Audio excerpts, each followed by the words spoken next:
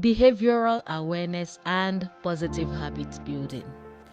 Today we will turn our attention to behavior on Safe Settings podcast, not as something to control, not as something to shape, to mold, but as something to understand. First of all, you are welcome to Safe Settings podcast. I am your host, Adedamola Flourish Balami, and today we're going to observe, become more aware, and we will build gently, because behavior is communication.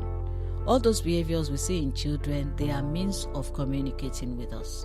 And habits are small choices that are repeatedly made, sometimes with patience, sometimes hurriedly, but they keep happening repeatedly. All right. So behavior awareness or behavioral awareness will grow when we slow down and we notice patterns. We notice patterns. And we are more curious than criticizing when we're noticing those patterns. We notice what a child does repeatedly, because what they do repeatedly often tells us more than words can about them. I remember when we were in the university, I had a friend and she was always saying, "You are what you constantly do, Wumi." Wumi would say, "You are what you constantly do." That stuck with me. And sometimes I fought it. I'll be like, how could she say I am what I'm constantly doing? This is not what I am. But, over time I started understanding what that meant or what it means. You are a product of your habit. You are a product of things that you repeatedly do. And as you repeat them, it becomes a part of you. It becomes a habit. It becomes your way of doing. So that's what Wumi was saying, that you are what you constantly do. So what a child does repeatedly tells us more about the child than words can tell us. Some behaviors come from frustration, others come from excitement, while others come from what they have picked from their environment. Different times they have learned from things modeled to them, other behaviors modeled to them, or what they have learned from how to exist in this world that they have found themselves. So when we slow down and ask, what is this behavior trying to say? This behavior I'm seeing in this child, what is it about? We'll be able to move from correction to connection. Because for us to help children develop positive habits, we have to find a way of connection where they appreciate what we are even modeling to them. Positive habit building is not something that happens overnight. We can't force it as an overnight change in a child. It has to be about guiding small, consistent steps. So how do we achieve that? We have to ensure that our expectations of them are simple and they are clear to them.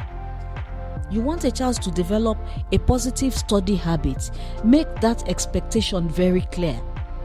We have to schedule screen time because your study time is more important at this phase of your life. So make the expectations very clear and simple. Then let the routines feel predictable. You could say, okay, let's come together as a family. So we want to increase our study time. Then you have a schedule. You say, when we wake up, we pray. After praying, we do our chores. After our chores, we eat. Then next tomorrow you say, okay, we cannot eat today. Let us just do our chores and go. Then another time you say, we're not praying, we're not doing chores. In fact, we're not eating. Everybody go and read. There is test, there is exam. It is not when children come home with all the books that they start preparing for the exams. If we do not understand that we need to build routines for them to prepare for it and glide into the exams, then we'll always have that fire brigade approach to things. So to help children build positive habits, we need to let them understand the routines and see how predictable the routines are. And also as adults, we must model the behavior that we hope to see in the children. We must model it to them. If you want your children to read, you want your children to develop positive study habits, as parents, the fact that you are now working and you are making money and your life is set according to you does not mean that you should not have time to read. Growth is the only evidence of life. The more you read, the more you grow. So as a parent too, you must have your own study time, so that the children see that when daddy or mommy comes back from work, they don't just grab their phones and they keep scrolling. They have study time. So you want to improve study time in children, model it. You want to improve a positive habit in children, for example, study time, make the routines very predictable. You want to improve positive habits in children, for example, study time, make the expectations clear and simple. All right. And when we want to correct them, instead of saying stop doing that, stop reading like that, stop, you can say let's practice a better way together. Why not consider this way? So it's not all about correction and forcing it on them. It's about bringing them into connection where they understand the whole essence of what we're trying to develop, and we grow together.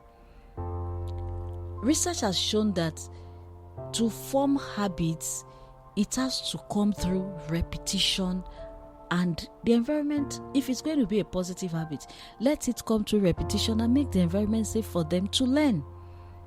The brain, their neural pathways will become, settled, will feel safe, will become strengthened when their actions are repeated, in an environment that supports that growth, that supports the habit that they want to develop. So which means that these children will learn faster when we encourage them. They will learn faster when we model what we want them to learn. They will learn faster when we ourselves are interested in that habit than when we are pressuring them. I said you must be reading. You are not reading, but daddy, you've been watching TV from morning till evening on Saturday. So the children's child's interest will be like, I also want to watch. I need freedom to watch, and there's nothing there, just lying there watching. So in behavioral modification, understanding reinforcement helps us to guide behavior wisely. When we understand that, when we understand the purpose of reinforcement in behavior, for example, positive reinforcement. Positive reinforcement means that we'll add something, that encourages a child after a desired behavior is exhibited. It could be a reward, it could be kind words, it could be attention, it could be small privileges, And when they feel seen for doing something positive, their brain connects that positive behavior to reward, and so they want to do more. It might look trivial to you as a parent, but if a child appreciates that you actually say kind words to them because they have maybe helped in the home or done something that you want more of, it's not trivial to the people receiving that reward. And there is also negative reinforcement. Negative reinforcement, most of the time, we misunderstand it as educators, maybe as parents too. We think negative reinforcement means punishment. We think it means we remove something. No, it means that we remove something that could be a hindrance when a child performs a positive behavior. That's what it means. Or how do I put it now? Maybe it means that we remove a difficulty when a helpful behavior or a desired behavior is exhibited. Do you understand? For example, now when a child follows a routine that you've been trying to, inculcate, then you remove the reminders now, because the child has now developed the internal clock to carry out that thing by themselves. So you remove the reminders. That's negative reinforcement, because the brain has learned that positive choices will make life easier. So the child has learned to, take that positive choice and say, okay, I'll follow that routine. So you remove the reminder, and the parents will have rest. That's negative reinforcement. Now there is the punishment. People think punishment means that we how do I corporal punishment, where we make life difficult for them, they suffer so that they can understand that they will never do what they're doing again. In fact, there are several things you can do. Something like satiation is a way of making a child know that, okay, so you feel like you want to be pilfering cake.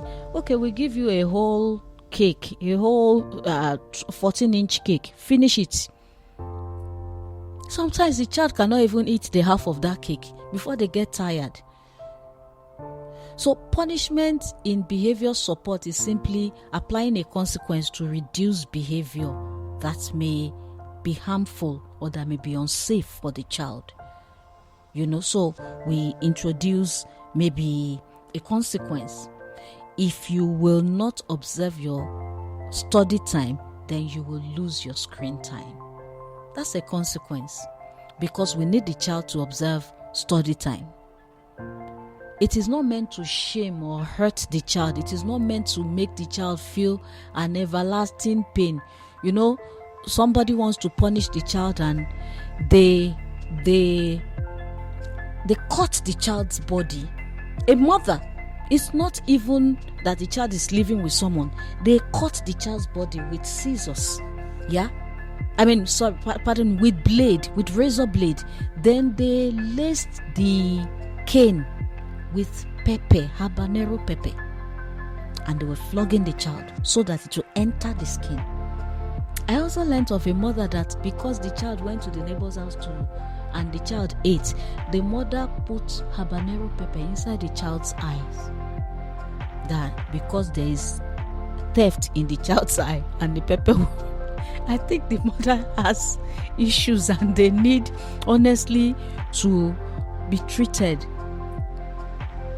Anybody that wants to take punishment to that level needs serious attention. So punishment is basically to apply a consequence to reduce a behavior that may be harmful to a child. It is not to put an indelible mark on the child, that every time they see the mark they say, this was given to me when I stole. Because putting the mark does not stop the child from stealing. You have not explained why they should not steal. Punishment can be positive, it can be negative. Positive punishment is when we add a consequence, such as you lose a privilege if you break a rule.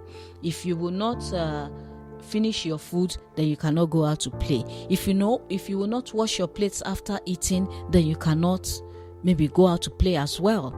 A negative punishment means you remove something that the child values, like we have said, screen time. This means that a behavior needs to change. If you are not going to observe your study time, then there is no point for us to give you screen time. The rule says you have 2 hours study time, you have 1.5 hours screen time. If you break the study time rule, then you will not be able to observe your screen time. It's as simple as that.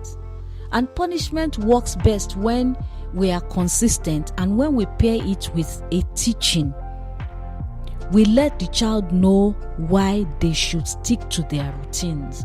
We let the child know why they should stick to the instruction, because and most of the time, let it be that you have formed the rules together also, so they understand when they break it, there is consequence. Because on its own, punishment may stop a behavior, but it may not